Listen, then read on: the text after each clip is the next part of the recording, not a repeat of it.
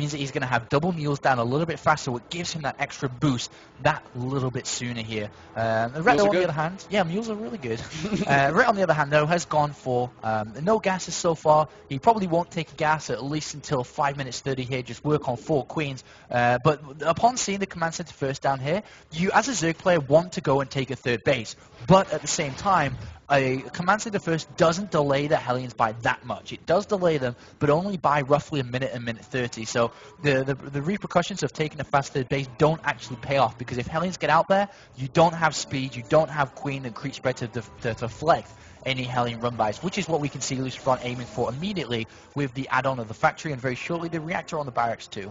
Absolutely, and you're absolutely right. So we're going to have to see exactly what Ret decides to go with here. If he is going to opt for that fast third or decide to tech up on 2 bases and move out from there. We do have Lucifron, you know, going with that stylish form of play that he so enthusiastically supports and created himself. And we'll see exactly where he decides to take this next match, whether he's going to go for the command center, etc. But for the time being, both of these guys are going to be posing. I've been looking for that word all weekend. Posing, perhaps, is the proper word. But in any case, these guys are just going to be doing their thing, as by the 5:30 mark, or a little bit earlier than that, we do have 2 gas coming down here for Ret on his natural. Yeah, just super standard opening here. He hasn't really reacted or hasn't changed anything against this command center first, just playing like you would do against one barracks into a command center. And there we do see the starport and also barracks coming down. I don't really have too much doubt in my mind that we will be seeing Mech coming out from Lucifron. That is his play. I mean, he's the one that has really strengthened that overall play style, and even taking a fast third base on the actual location is something he has used ever so much. But Ret, no, only 2 gases means he will take that third base immediately here as the drone moves down. And with the gas income that he has off 2 refineries, he'll immediately get the speed, and then very shortly but slowly add on the evolution chambers ready for that 2-2 before actually adding on any extra gases. Well, as you said, we do have the speed as he reaches that 100 gas, so he will be getting that mobility for his Lings to try and give him a little bit of map control coming out here. We do have a Banshee on the way with Cloak as well, so Lucifron really going for that favorite style that we saw actually quite frequently versus Stefano when he matched up against him, going for that Hellion, going for that Banshee early, and really just trying to exploit any kind of openings he can find here in Ret's play, as he is already, you know, kind of poking forward with some Hellions just to get an eye on what's going on. But Ret, perfect timing by him, gets in there at the 7-minute mark with that Overlord and manages to spot all of Lucifron's tech. And 4 Hellions now getting a little bit dangerous. 4 Hellions can't really take on 2 queens or 3 queens. They can deny creep spread. But upon Lucifron seeing this third base going down, he knows that the Ret's going to be spread out across all 3 bases, which means the angle of attack is very much so wider than it would be against a Zerg player that's on 2 base. So Lucifron's going to look to get Ret out of position and then swing in with Hellions. But there are the evolution chambers creating a wall. The queens move to the natural and do push this back once again. Now Lucifron will swing to the third base again, looking for an opportunity to get drones. If there's transferring drones right now, he roasts them. But right now, the queen is starting to creep spread. We actually see the 3rd command center down on location, as mentioned, with double armory following it up, which is Lucifron's trademark play. But Ret has to focus on dealing and keeping that third base alive. Exactly, and are we going to see him? Okay, so he is starting to move his queens back. He's actually going to lose that third base. Yeah. Oh yeah, there is. Cloak is done. Cloak is done, so there is no detection yet on the map. I mean, the Spore is going to start building now, and the lair is just about done, about 3/4 of the way done. So now, really, Lucifron is still going to be poking around. He's trying to find something to pick off, and he does manage to get a few tumors. But apart from that, no significant damage done yet. Although we shall see here, he might be able to snack these 3 drones, and looks like he wants to focus on the hatchery for the time being. Yeah, I mean, before, Lucifron didn't go in there because he didn't know about the lack of detection, but now he actually activates Cloak. And, well, these queens are going to fall very fast. Great control so far by Lucifron, and he's hunting this down. He would love to get that hatchery down. That will give him a massive advantage in this game if he's able to do. Yes, absolutely, you're right. And it looks like the Spore Crawler is just in position to be able to give vision, so the Banshees are not able to exploit that. They are going to be going in there. They are forcing an Overseer out, however, so Ret opting for some more mobile vision. He will be able to fend off these Banshees eventually. However, the Hellions are still running around on the map, not really putting pressure out right now, per se. Yeah, the Hellions actually have to come back because Lings run past. There we have it. Lucifron saw it, and the way that Lucifron has to defend his third base is with the Hellions. So smart play from Ret. bringing the Lings back. Even if he doesn't do anything here, he brings the Hellions away from his third base, and he's able to keep that third base up and running and safely down. Lucifron, though, has done a great job of preventing creep spread so far. Another set of Lings are coming down. This is where pressure is starting to turn around onto Lucifron. He has to be careful not to lose focus and spread the Hellions out wisely against these against these Lings that are looking to get into that drone line. Meanwhile, Spire is on the way, and we could be seeing now once again the Corruptors come that Ret used so wisely. Look at this great positioning from Lucifron, though. As I say that, he just lets the Lings run by, but he did have his Hellions in a great position between his third and fourth to be able to deny just this run by. So Ret still managing to pick up an SCV kill here and there. So a little bit of damage done that could have been completely mitigated by Lucifron. Bit of a shame there, but still a nice defense by our Spanish Terran. And Lucifron's already taken precautions towards the Spire players. 2 Thors are initially made here before tanks, so he's using Hellion and Banshees to prevent Ret from doing anything, while adding on Thors in anticipation for some Mutalist play or Corruptor play, or anything along those lines. But we do see the Corruptors coming out once again. This is a very strong combination of units, as mentioned earlier on. Roach, Corruptor, and Overseer very good against Hellion Banshees here, but Ret has to not, or try not to be careful. Is he going to be able to get his army there? It looks like he will just be able to get them in there. And actually managing to pick off a Banshee as well. A lot of Lings dropping, but now that doesn't really matter because the Roaches are out on the field. The Hellions will have to back off, although it looks like Ret wants to go ahead and just continue pushing with them, in fact. Yeah, and without tanks here, Lucifron's army is very weak against a lot of Roaches here, especially because Roach speed is done, and he's going to have to start the tank production soon. A lot of command centers coming down, filtering that through. These Thors are not going to be good against these Roaches. There's just going to be too many Roaches here. The Banshee production is keeping consistent to actually fight back against the Roaches here, but the use of the Corruptors is going to be so crucial in Ret, bringing Lucifron down. If he brings down the Banshees, the Roaches will go crazy on these Thors. Absolutely, although I do love the Sim City being put together by Lucifron on his third base, you know, putting those command centers there, putting the supply depots, giving them space so that it's going to filter units in through. And if you guys remember, Thors actually deal AoE damage as well, and so that would just help Lucifron, although letting Ret up the main entrance is not part of his plans at all. Yeah, Ret can't really jump in there. Of course, at the ramp, the Hellions are going to do a lot of damage there. Tank production now starting as Lucifron realizes the composition that Ret is trying to build against this. And 2-2 is on the way. Lucifron doesn't really want to fight Ret now. He just wants to keep building up to 200 supplies. He's got 2 command centers down. A scan reveals the excellent timing of the Hive immediately going down there. So Lucifron knows his timing window now. He knows how long it's going to take to get the Greatest Spire down or Ultras coming down. The most likelihood here is going to be Greatest Spire because he's been researching missile attack here. It's going to be Infestors and then the Broodlords. It won't really be Ultras because they won't do the damage necessary against this mech army fast enough without the melee upgrade that's been researched. And Ret, former Overlords over, even though he's maxed out on potential 200 supplies, habits, never die. Yeah, exactly. He's got a bit of a buffer now, we'll put it that way. So these Roaches will be fended off, and it looks like they're going to make their way back down to the bottom of the map. And now we do have quite a good mix here for Lucifron. Looks like he is getting geared up to this. The one thing, though, however, is that it's really going to come down to the Thors in the future engagements, like we saw with Thorzane, to be honest, because the Broodlords get out, and then if you don't have Vikings to deal with that or enough splash damage with those Thors, things could get hairy pretty quickly. And despite Ret falling down in 2 very sour games against Thorzane in game 2 and 3, he's looking great here in map number 1 against Lucifron, dealing really dealing damage, but preventing Lucifron from controlling the game as he usually does. Exactly. Second Spire's on the way now as well for Ret to be able to continue to upgrade his air units ready for the Broodlords. But here comes the assault from Ret, and there's no siege mode at the moment. No siege mode. It looks like they will be fended off, though. However, the Roaches are going to have to make their way up to the high ground. Only 4 Corruptors out as well, so not quite enough to just snipe the Banshees out of the sky. And the Thors, actually, there's quite a few Thors, so they are able to repel those Corruptors fairly easily. Ret's economy looking absolutely fantastic. 1,000 gas in the bank with more and more being banked up at the moment, so he can actually afford to lose his Roaches. He's been very, very keeping an eye on his units here, and he hasn't lost any. The Thors are going to, the Sanctus are going to siege up. There it is. And he's going to take this engagement. It looks and he's just going to trade outside the range of the tanks, but as soon as the tanks start running hot for, he's going to have to turn back here. 3-3 on the way for Lucifron. More and more command centers coming down. A scan reveals the Roaches. This is the timing right before the Greatest Spire is ready. This is exactly the initial scan he had. He knows exactly this timing to hit. And look at this. He is going to be moving forward. Ret is forced to make his way up into the natural now. And once again, the same sort of situation that we saw in Game 1 versus Thors. And we find ourselves in this kind of freaky position where now, what are they going to do? So it looks like Ret is going after the 4th base for Lucifron. In the meantime, we have Lucifron. He's taken out the 4th base, or pardon me, the 5th base of Ret. But he's now making his way right up onto the natural. And now will he be able to actually do some significant damage here as the tanks are sieging up? This is actually going to be insanely difficult to deal with for Ret. 28 roaches on the way. Is Ret going to continue his assault? What would be smart is to come back and sandwich with both armies. He's got a lot of roaches there, but the problem is that these units are so heavily upgraded for Lucifron. They're well spread. The hive is under attack.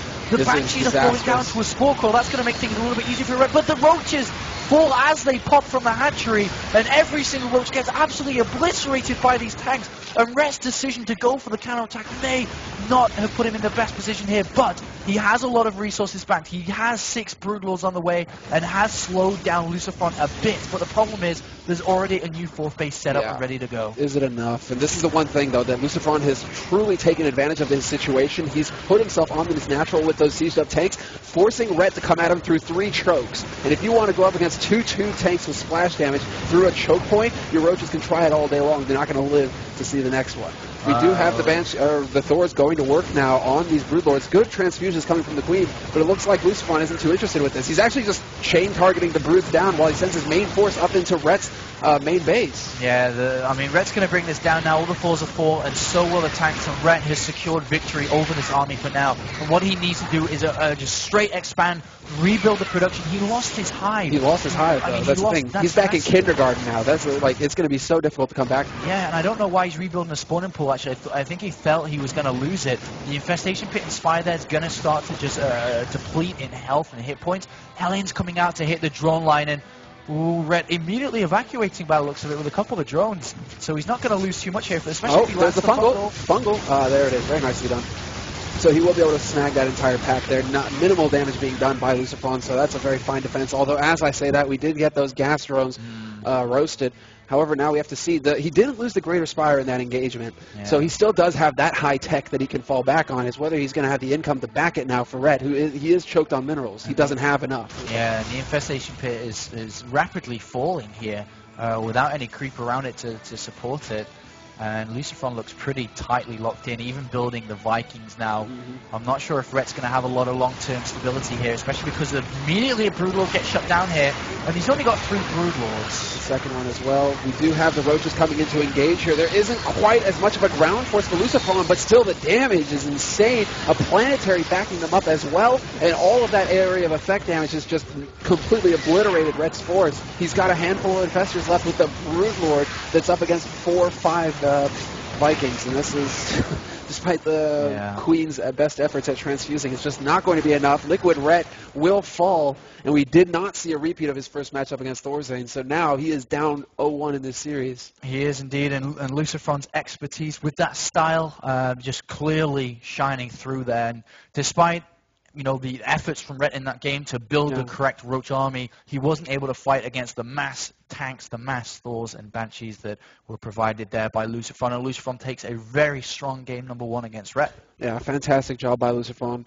Really able to abuse the positioning there in that map and get himself that win. But we're going to see how things shape up here for match 2. Do we happen to know which map the second match will be on? No, because of course loser picks, and Ret now is going to take a couple of seconds. And it seems like the decision picked is Entombed Valley by Ret here, going over onto this map. And I think this is a very smart choice, because if we do see a similar style coming from Thorzane, from Lucifron, sorry, should I say, is that it's easier for Ret to take a fast third, take a fast fourth here, and really get to the hive units a lot faster than he would need to push back any timings that we could see coming down from Lucifron here. And it's Ret's choice. He must be feeling confident on this, because I think the other map, if I'm not mistaken, is going to be Ohana. Yeah. So, I mean, that style of Lucifron's play is very strong on Ohana. Absolutely. So it's not as strong in Entombed Valley, which helps Ret out a little bit here going on to this second map. Now, the one thing we have to wonder is, did Lucifron watch the previous match between Thorzane and Ret, and are we going to see a page taken out of Thorzane's book here? The aggressive play to open things up, to throw Ret off of his game is always a possibility. In a best of whatever series, when a Terran player gets a lead,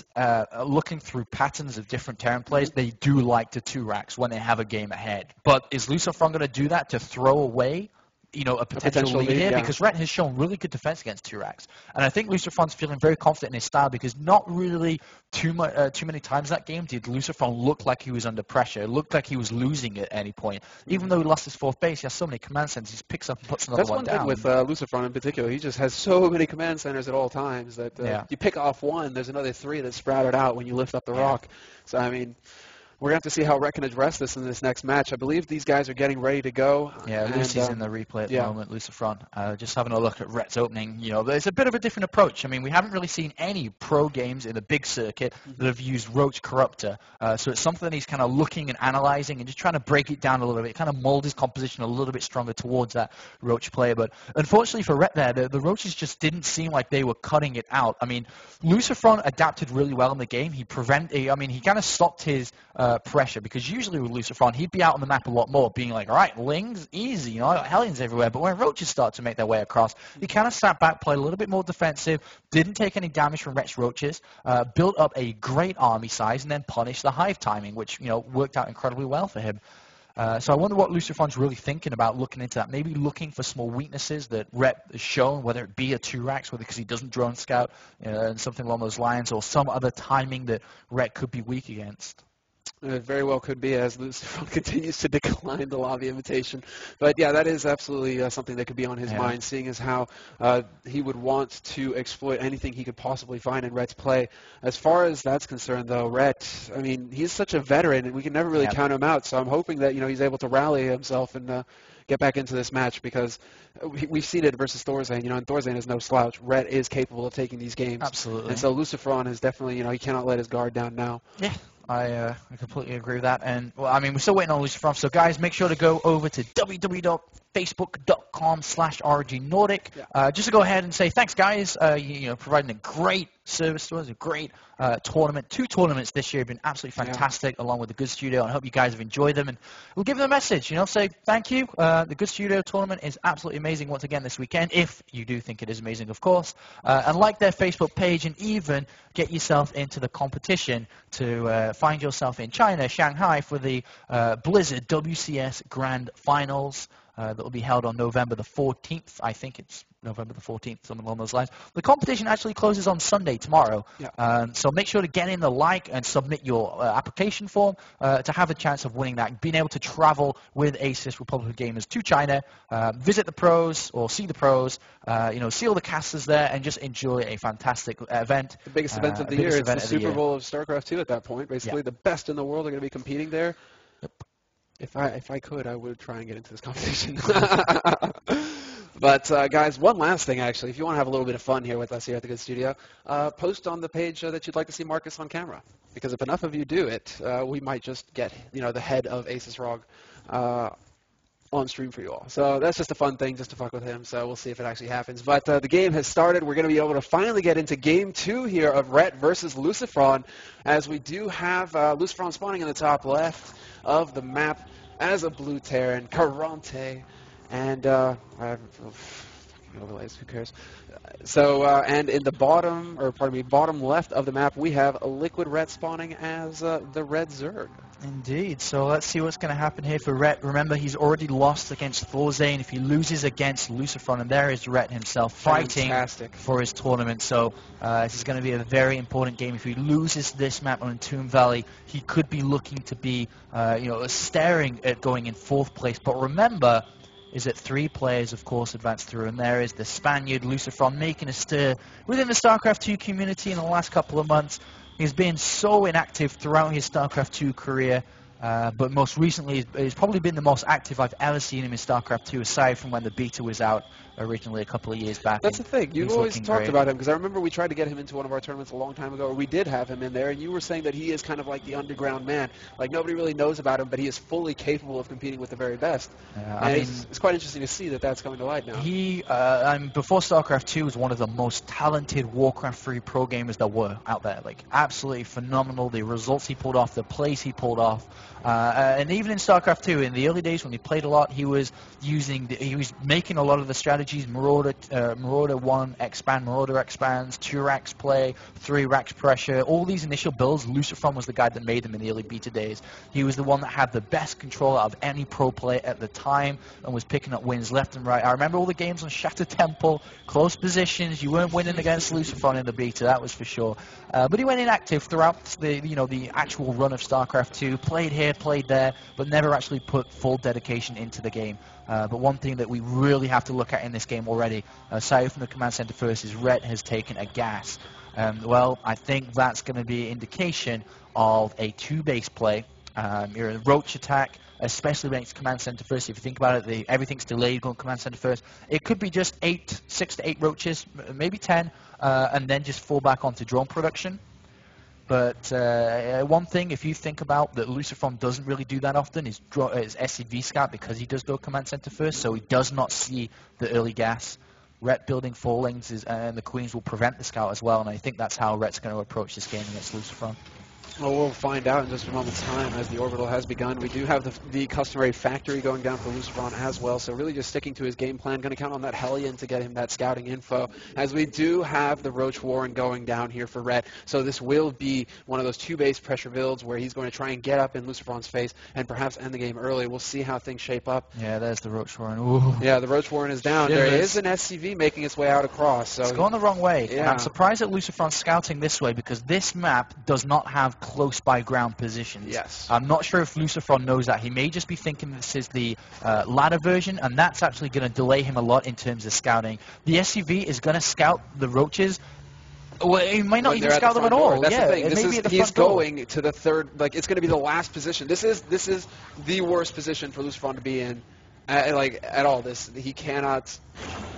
I can't fathom how unlucky he is, man. Yeah. He's going to get to Ret on his 3rd position, and this is only because perhaps maybe just blanked and is thinking that this is a different map version. Yeah, and there's no bunker down, there's no Marine through going command center first. I think Ret's playing this very smartly, and I have to, commend Ret for not falling victim to pressure, being, losing versus Forzane like he did, losing map number 1 to Lucifron. He's played this out very smartly. The SCV's making its way down. Ret's going to hide the Roaches, or is he going to show them? What is he going to do with them? He's going to show one Roach. There's going to be one Roach at the bottom of the ramp, is it? I think he's waiting until the SCV dies. Now he sees the SCV. He sees the SCV. The Lings are going to go in and prevent the scout. Oh, Lucifron Look at that! But Lucifron will check the 3rd base instead, and immediately we'll start to wonder why there is not a 3rd base down there. Ret always builds a 3rd base. Lucifron with the Hellions. Are you kidding my God, me? He misses! This is the most unlucky game for Lucifron. Oh, he misses the scout of the Roaches, and that's what the Hellions are there for. He scouted the 2nd one, but he already loses one.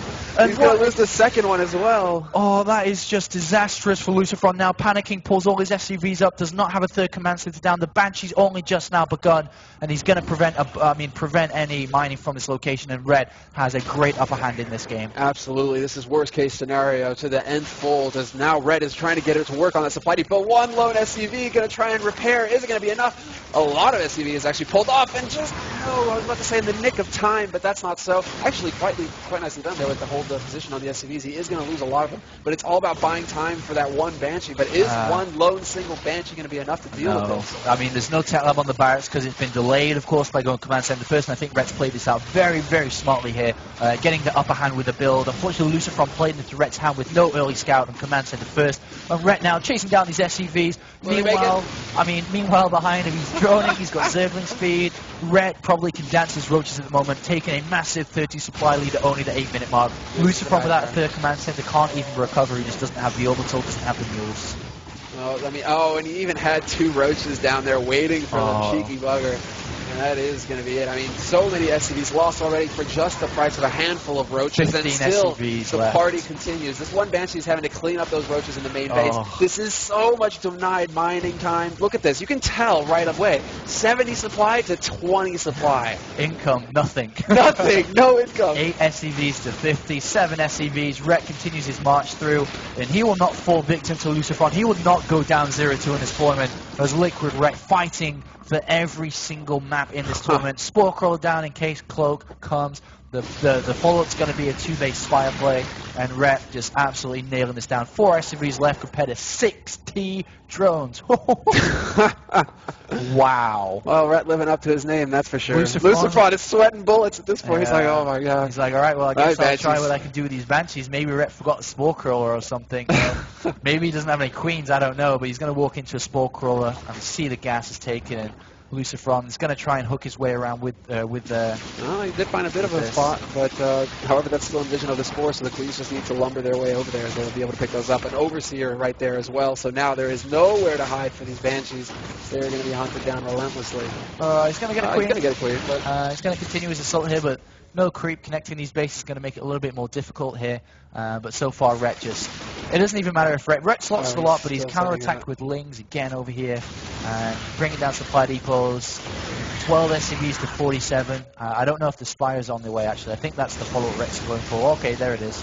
So the Spire's on the way. And if you think about it, how the hell is he going to defend against Mulus? Look at the gas. He's got 400 already. It'll be about 600 to 700 bad. Well, more than that. More than that, yeah. It'll be like $1,000 by the time it gets done. So, I mean, by the time the vehicles come out, what surely can Lucifron do? Because if you think from Lucifron's position, he has to build a third command center to catch up. If he wants to play, he's not mining from the natural here. He's supply blocked as well. He's supply blocked because of the supply that's going down on the natural. He's building the main. Nothing's going right from this game. That is it. I mean, really, at this point, it's kind of like, do you draw it out to try and perhaps tire Ret out? I don't know, because if you're just in the Stone Age and the other guys in the 21st century, what are you going to do? I think it's more of a mental thing. I mean, thinking and playing from experience here, being in a winning situation like this, or being in a losing situation like this, it gives the other opponent a lot more momentum if you just quit and go into the next game. Because you just fire it up, he's like, yeah, that's it, I won in 5 minutes, go into the next game. But if Lucifron draws it out and deals significant blows to Ret, even though Lucifron will lose the game, if he deals blows, he's still fighting, he's not giving up, and he says that, I'm going to make it hard for you, and the next game will be even harder. So I don't think it's so much a point of dragging it out, but more of a mental thing with 7 Museless on the way. That's going to be the final blow. I mean, there's no anti-air at all. They're going to swoop right into that new base. They're going to take out the Banshees as well. There's really no defense left against it. Although, nice control here by Lucifron, able to clean up all of those Lings, and now the base is kind of open. There are some Queens here. They have to block off the main, and they will do so. The Queens are getting picked off, but at this point, there we go. There we have it. The mutas are out, and the GG is called. Lucifron taps out, and we are going to the Game 3 of the series. Yep. That's good. For the second time. That's really good news for Liquid.Ret, of course. I mean, fighting. Nighten's still 0-1, and Nighten's going to come to the stage after this game to actually show what he can do with the rest of his games. But Ret showing that he's playing really well, and things are working out quite well for him. Yeah, very nicely done. Although we have to say that Lucifron, that was a fantastic job by Ret, but so unlucky with the scouting. And I really do wonder if was he aware of the map version or what was the situation there? Because that unusual scouting path is just.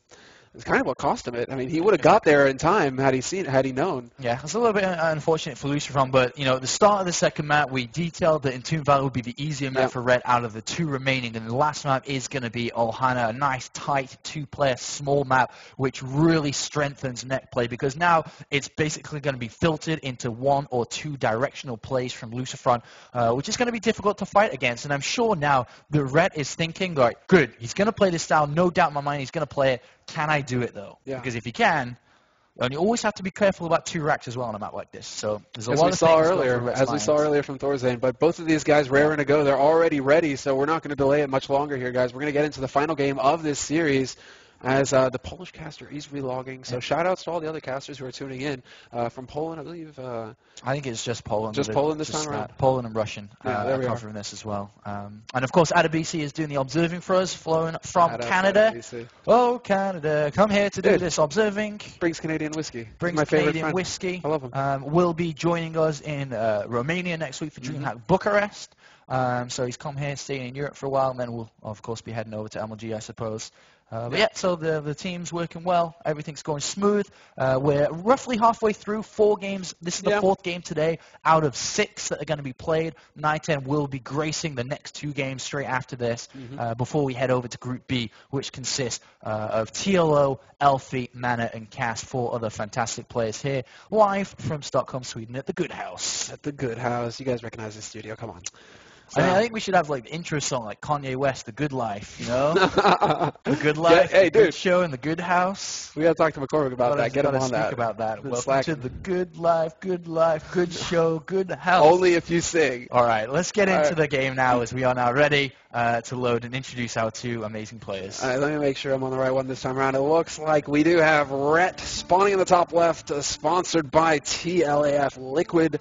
And once again, I had the Tiger, I had the Killer. He's looking pretty good to go here, seeing as how he just bought himself a lease on life, and he is back in this series.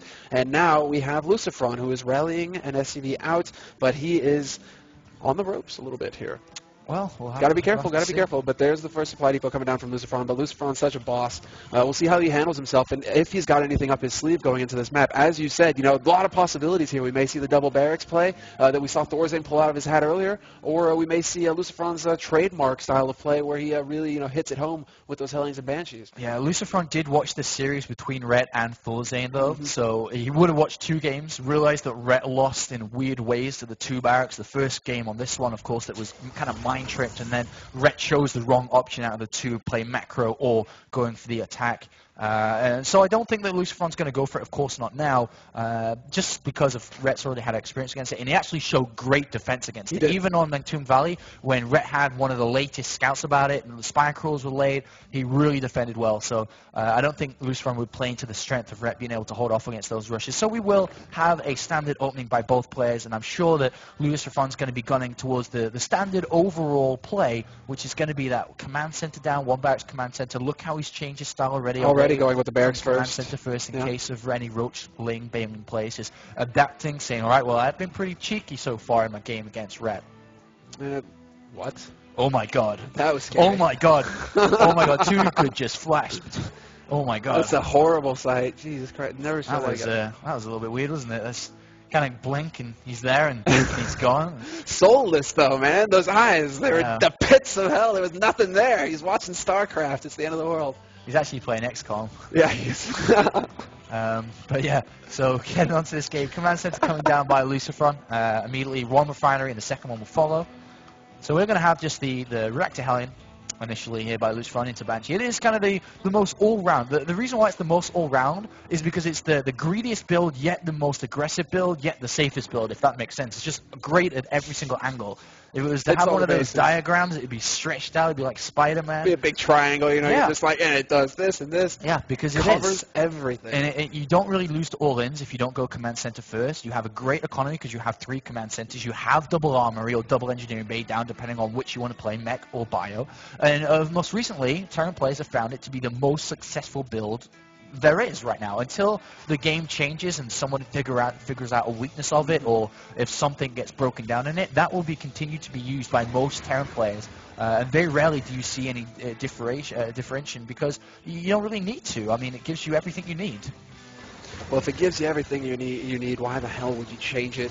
Exactly. Exactly. It's like a girlfriend that can cook, clean, look after you. Why would you change? Make sandwiches. Make sandwiches. Well, exactly. some guy, the thing is, though, it's a the grass is greener on the other side sort of thing, though. I mean, you can have a perfect girlfriend like that and still think, hey, that blonde over there is pretty buxom. I should go and say hi to her and ruin a perfectly good thing because humans are self-destructive. That's possibly why. So if Lucifron falls down that terrible pit of disaster, then he'll change his build and probably lose. So, if he sticks to the good stuff, then he's going to be good. We see double gas coming down by Red at 5:25, exactly the time that he's been using throughout. 4 queens total. There is the starport coming down here by Lucifron, and I'm sure Red knows exactly what's going on and what will go on. He's got overlords in good position, 1 in the main, 1 in the natural, ready to dart in at any moment to see the cloak. But so far, this has been pretty much mapped out to how I'd expect this to be. Yeah, I mean, there's really no deviation here. We have about as standard as can be, which is what we like to see from Ret and Lucifron both, because they both excel in the late game style of play. So expect great things from these gents, as we do have the 6-minute third base go down for Ret right on the money. He is following it like clockwork, this build, not missing a beat, nothing forgotten, and that is fantastic to see, because when you forget stuff, you wind up like Night End. And Lucifron confirms the third base.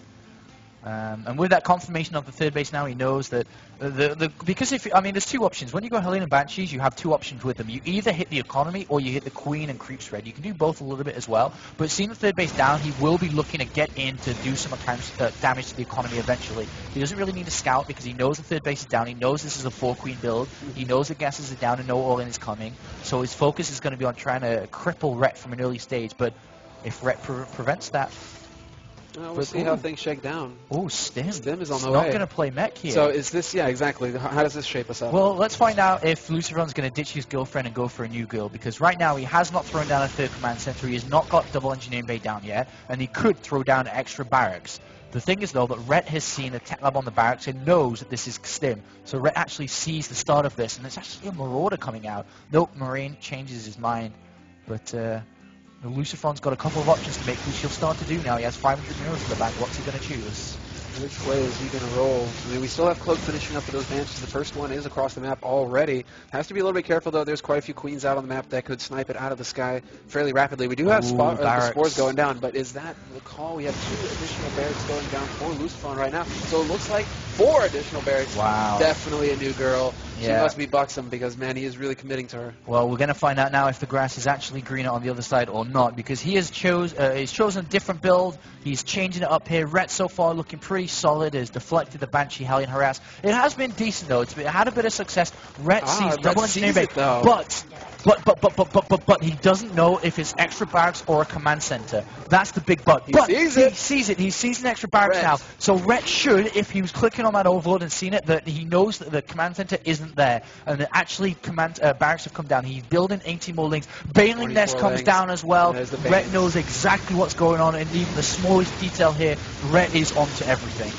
Come on, Ret! Oh, man, I'm so excited. This is going to be so cool to see how this unfolds because it's going to come down a lot to control. He is losing Queens, sadly, here. Another one falls with Regicide. This is not proper. Infestation Pit instead of Spire. Ret is changing everything he's right on now. It, man. He's on the money. He knows exactly what's going on. He's like a shark with blood in the water, man. He smelled it. He's going to be on top of everything here. Yeah, and as a Zerg player, when you get the details of this build, then you're going to be in good shape. Great transfuse as well. One Banshee goes down, and is the second one going to fall? The Lings also doing damage to the Hellions, and Hellions vice versa.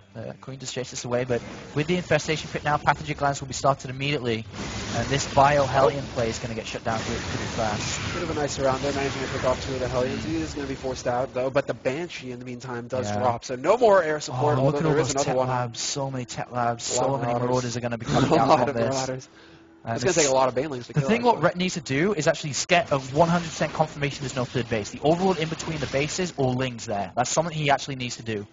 He sees no gases, not even the gases there. So actually that's going to give Ret a lot more information. No gases means no further play from Lucifron. It is just going to be this. Netherlings going down to 100 and 200% confirm this. Ret will probably not even use that 4th base. And upon seeing no 3rd base, Ret must be getting ready for this. He has to be getting ready for this. It's coming. It's coming, and there we go. We already have the Marauders marching their way across the map. The Hellions are kind of occupying that middle line there. And we do have the Banelings morphing as well. So Ret in preparation for this. The SCVs are pulled as well. The Hellions are actually going to manage to snag quite a few of this. He did damage the Marauders, which is great. Yeah. Lack of medevacs on the map is going to make a big difference there, but still. Can Ret hold on? Bailing speed is so far away, he's going to have to use them. Oh no, the Bailings have been collected by the Hellions and Banshees. Disastrous from Ret. He needs to get these into the SCVs. And oh, is he going to be able to control well?